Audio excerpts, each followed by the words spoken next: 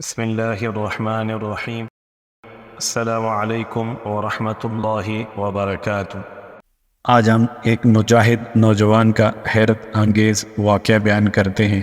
اس سے پہلے اگر آپ نے اس چینل کو سبسکرائب نہیں کیا تو پلیز اس کو سبسکرائب کر دیں اور بیل کا بٹن پریس کر دیں تاکہ اس قسم کی مزید ویڈیوز آپ تک بر وقت پہنچتی رہیں۔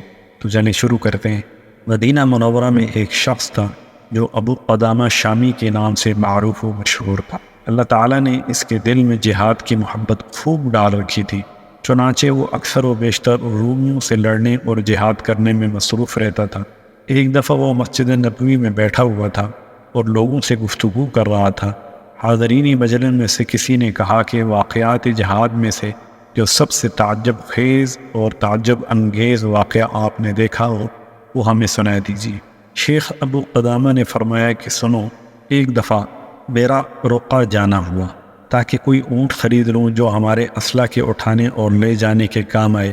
چنانچہ میں ایک دن دریائے فرات کے قریب رقہ نامی اس شہر میں بیٹھا ہوا تھا کہ اچانک ایک عورت آئی اور اس نے مجھ سے کہا کہ اے ابو قدامہ، میں نے آپ کے متعلق سنا ہے کہ آپ جہاد پر وعظ کرتے ہیں اور لوگوں کو جہاد کی ترغیب دیتے ہیں۔ میں ایک ایسی عورت ہوں کہ اللہ نے مجھے لمبے لمبے بالوں سے نوازا ہے۔ میں نے اپنے اکھڑے ہوئے بالوں سے ایک رسی بٹ لی ہے اور اس پر میں نے مٹی مل لی ہے تاکہ بالوں کی بے پردگی نہ ہو۔ آپ اس رسی کو لیجئے اور جب دشمن کی سرزمین پر پہنچ جائیں اور گھمسان کی لڑائی شروع ہو جائے، تلواریں ٹکرانے لگیں، تیر پھینکے جانے لگیں اور نیزے سانپوں کی طرح باہر نکل آئیں، تو آپ اس رسی کو اپنے جہادی گھوڑے کے گلے میں ڈال دیں اور اس سے جہاد کریں۔ اگر آپ کو خود ضرورت نہ پڑے تو کسی ضرورت مند مجاہد کو دیجیے۔ میں اس عمل سے یہ چاہتی ہوں کہ میدان جہاد کا گرد و غبار میرے بالوں کو لگ جائے۔ میں ایک بیوہ عورت ہوں، میرا شوہر جہاد میں شریک ہو چکے ہیں اور میرا کنبہ جہاد میں شہید ہو گیا ہے۔ اگر مجھ پر جہاد فرض ہوتا تو میں خود چلی جاتی، لہٰذا میری جگہ آپ میرے ان بالوں کو جہاد میں استعمال کریں۔ پھر اس عورت نے کہا، اے ابو قدامہ، یہ بات بھی سن لو کہ جب میرا شوہر شہید ہو گیا تھا تو اس نے اپنے پیچھے ایک خوبصورت لڑکا چھوڑا تھا۔ اس لڑکے نے قرآن کریم حفظ کر لیا ہے اور جہادی ٹریننگ کر کے گھڑ سواری میں مہارت حاصل کر لی ہے۔ نیز وہ تیر اندازی میں غضب کا ماہر ہے۔ وہ رات بھر تہجد پڑھتا ہے اور دن بھر روزہ رکھتا ہے۔ اس وقت وہ خوب جوان ہے اور اس کی عمر 15 سال ہے۔ آج کل وہ اپنی زمینوں میں کام کے لیے گیا ہوا ہے۔ جب وہ واپس آ جائے گا اور آپ یہاں موجود ہوں گے تو میں اس نوجوان سال بیٹے کو اللہ تعالیٰ کے راستے جہاد میں اللہ کی رضا کے لیے بطور قربانی پیش کروں گی۔ میں آپ کو دین اسلام کی عزت و عظمت کا واسطہ دیتی ہوں کہ آپ مجھے اس ثواب سے محروم نہ کیجیے گا۔ میں نے اس عورت سے وہ بٹی ہوئی رسی لے لی تو دیکھا کہ وہ اس کے سر کے بالوں سے بنی ہوئی تھی۔ اس نے مجھ سے کہا کہ آپ میرے سامنے اس رسی کو اپنے سامان میں محفوظ کر کے رکھیں تاکہ مجھے تسلی ہو جائے۔ میں نے رسی کو محفوظ کر کے رکھا اور رقہ سے اپنے ساتھیوں سمیت نکلنے لگا۔ جب ہم مسلمہ بن عبد الملک کے قلعہ کے پاس پہنچے تو پیچھے سے ایک شاہ سوار کی چیخنے کی آواز آئی جو کہہ رہا تھا، اے ابو قدامہ، خدا کے لیے ذرا رک جائیے۔ ہم رک گئے۔ جب ہم نے دیکھا تو ایک شاہ سوار گھوڑے کو دوڑاتا ہوا آ رہا ہے۔ آتے ہی اس نے مجھ سے معانقہ کیا اور پھر فرمایا کہ اللہ کا شکر ہے، اس نے مجھے آپ کے رفاقت سے محروم نہیں کیا۔ میں نے اس سے کہا، پیارے بیٹے، آپ ذرا چہرہ دکھا دیجئے تاکہ میں دیکھوں کہ اگر آپ پر جہاد لازم اور فرض ہو تو میں آپ کو اجازت دے دوں گا، ورنہ میں آپ کو واپس کر دوں گا۔ جب اس نے چہرہ ظاہر کیا تو 14ویں چاند کی طرح ایک خوبصورت ناز پروردہ نوجوان تھا۔ میں نے اس سے کہا کہ بیٹے، آپ کا والد زندہ ہے؟ اس نے کہا کہ نہیں، وہ شہید ہو چکے ہیں اور اسی کا بدلہ لینے کے لیے جا رہا ہوں، شاید کہ اللہ مجھے بھی شہادت نصیب فرمائے۔ میں نے کہا، کیا آپ کی والدہ ہے؟ تو کہنے لگا، ہاں، والدہ حیات ہیں۔ میں نے کہا کہ آپ جا کر اپنی والدہ سے اجازت لے لو، اگر اس نے اجازت دے دی تو ٹھیک، ورنہ آپ ان کے پاس ہی رہو کیونکہ جنت وہاں کے پاؤں تلے ہے۔ اس نوجوان نے کہا، اے ابو قدامہ، کیا آپ مجھے نہیں جانتے ہیں؟ میں نے کہا نہیں۔ کہنے لگا، میں تو اسی عورت کا بیٹا ہوں جس نے آپ کے پاس سر کے بال کی رسی رکھی ہے۔ آپ اتنی جلدی بھول گئے؟ میں انشاءاللہ شہید ابن شہید بنوں گا۔ میں اللہ تعالیٰ کے واسطے سے آپ سے یہ درخواست کرتا ہوں، آپ مجھے اپنے ساتھ جہاد میں جانے سے نہ روکیں۔ میں کتاب اللہ کا حافظ ہوں اور سنت رسول صلی اللہ علیہ وسلم کا عالم ہوں۔ میں تیر اندازی اور گھوڑ سواری کا اتنا ماہر ہوں کہ میرے علاقے میں میرا جیسا کوئی نہیں، لہٰذا آپ مجھے چھوٹا سمجھ کر نظر انداز نہ کریں۔ میری والدہ نے مجھے قسم کھلائی ہے کہ میں زندہ واپس نہ لوٹ آؤں۔ والدہ نے فرمایا ہے، اے میرے بیٹے، جب کفار سے مڈ بھیڑ ہو تو تم پشت نہ دکھانا، اللہ کے راستے میں اپنی جان اللہ کے حوالے کر دینا، اور جنت میں اللہ تعالیٰ کے پڑوس اور پھر اپنے والد کے پڑوس کی دعا مانگنا۔ جب اللہ تعالیٰ نے تم کو شہادت نصیب کی تو تم میری شفاعت بھی کرنا، کیونکہ مجھے معلوم ہے کہ شہید اپنے خاندان کے 70 آدمیوں کی شفاعت کرے گا۔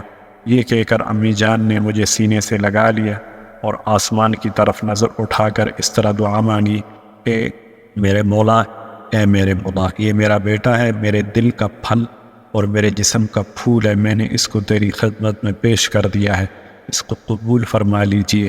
شیخ ابو قدامہ فرماتے ہیں کہ میں نے جب اس لڑکی کی یہ گفتگو سنی تو میں بہت رویا، خاص کر اس وجہ سے کہ یہ نوعمر اور نہایت خوبصورت نوجوان تھا، اور اس وجہ سے بھی کہ اس کی والدہ کے دل پر کیا گزرے گی، اور اس کے صبر پر بھی رویا۔ اس لڑکے نے کہا، اے چچا جان، آپ کیوں رو رہے ہیں؟ اگر میری کم عمری پر رو رہے ہیں تو یاد رکھیے مجھ سے چھوٹوں کو بھی اللہ تعالیٰ نافرمانی پر عذاب دیتا ہے۔ میں نے کہا کہ تیری والدہ کی وجہ سے رونا آتا ہے، وہ بیچاری تیرے بعد کیا کرے گی؟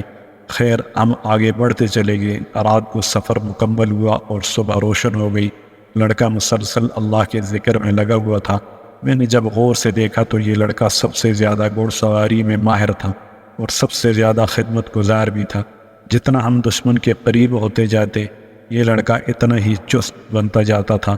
دوسرے روز دن بھر سفر ہوا اور غروب آفتاب کے وقت ہم کفار کے علاقے میں پہنچ گئے۔ ہم نے وہی پڑاؤ ڈال دیا۔ ہم سب روزے سے تھے، چنانچہ اس نوجوان لڑکے نے ہماری افطاری کا انتظام کیا۔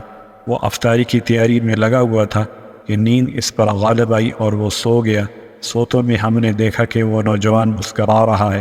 میں نے ساتھیوں سے کہا کہ بھائیو، ذرا دیکھو یہ نوجوان کیسے مسکرا رہا ہے۔ جب لڑکا نیند سے بیدار ہوا تو میں نے اس سے کہا کہ پیارے بیٹے، ہم نے آپ کو ابھی ہنستے ہوئے دیکھا ہے، ذرا بتائیے کیا وجہ تھی؟ تم نیند کی حالت میں کیسے ہنس رہے تھے؟ نوجوان نے کہا، میں نے ایک عجیب خواب دیکھا، اس کی وجہ سے میں ہنسنے لگا۔ خواب یہ کہ گویا میں ایک سرسبز و شاداب اور کشش باغیچہ میں ہوں۔ میں اس میں گھوم رہا تھا اور لطف اٹھا رہا تھا۔ اچانک میں نے وہاں ایک عالی شان محل دیکھا جو چاندی، جواہرات اور موتیوں سے بنا ہوا تھا۔ اس کے دروازے سونے کے تھے اور اس پر سلیقے سے پردے آویزاں تھے۔ اچانک ان پردوں کو کچھ لڑکیوں نے دروازے سے ہٹایا۔ وہ لڑکیاں چاند کی طرح چمک رہی تھیں۔ جب انہوں نے مجھے دیکھا تو سب نے خوش آمدید کہا۔ میں نے خواب میں ایک کی طرف ہاتھ بڑھایا تو وہ کہنے لگی کہ جلدی نہ کھینچیے، ابھی آپ کا وقت نہیں آیا۔ میں نے سنا کہ وہ آپس میں کہہ رہی تھی کہ یہ نوجوان مرضیہ کا شوہر ہے۔ پھر انہوں نے مجھے کہا، آپ پر اللہ رحم کرے، ذرا آگے بڑھیے۔ میں کچھ آگے بڑھا تو کیا دیکھتا ہوں کہ اس محل میں ایک کمرہ ہے جو سب سے بلندی پر ہے اور خالص سونے کا بنا ہوا ہے، جس میں زبرجد کا بنا ہوا ایک سبز پلنگ بچھا ہوا ہے۔ اس کے پائے سفید اور چمکدار چاندی کے بنے ہوئے ہیں۔ اس پر ایک ایسی خوبصورت لڑکی بیٹھی ہوئی تھی جس کا چہرہ آفتاب عالمی ماتاب کی طرح چمک رہا تھا۔ اگر اللہ میری نگاہوں کی حفاظت نہ کرتا تو میری نگاہیں چلی جاتی اور میری عقل سلب ہو جاتی۔ جب اس لڑکی نے مجھے دیکھا تو کہا، مرحبا مرحبا، آئیے آئیے، خوش آمدید خوش آمدید۔ اے اللہ کے محبوب، آپ میرے لیے ہیں اور میں آپ کے لیے ہوں۔ میں اس کی طرف بڑھنے لگا تو وہ کہنے لگی کہ نہیں، ابھی وقت نہیں آیا، ہم کل ظہر کے وقت کا وعدہ ہے، مبارک ہو مبارک ہو۔ شیخ ابو قدامہ فرماتے ہیں کہ میں نے اس لڑکے سے کہا کہ آپ نے کیا اچھا خواب دیکھا ہے۔ رات بھر ہم اس نوجوان کے اس خواب پر تعجب کر رہے تھے۔ جب صبح ہوئی تو ہم سب گھوڑوں پر سوار ہوئے اور میدان کارزار کے لیے تیار ہوئے۔ اتنے میں کسی نے پکارنے والے نے پکارا، اے اللہ تعالیٰ کے شاہ سواروں اور اس کے دین کے مددگاروں، سوار ہو کر چلو اور جنت کی طرف بڑھو، تم ہلکے ہو یا بوجھل، جلدی نکلو۔ جو نہیں یہ آواز ختم ہوئی تو لشکر کفار نمودار ہوا۔ اللہ اس کو ذلیل کرے، وہ تو ٹڈی دل لشکر تھا جو چاروں طرف پھیل چکا تھا۔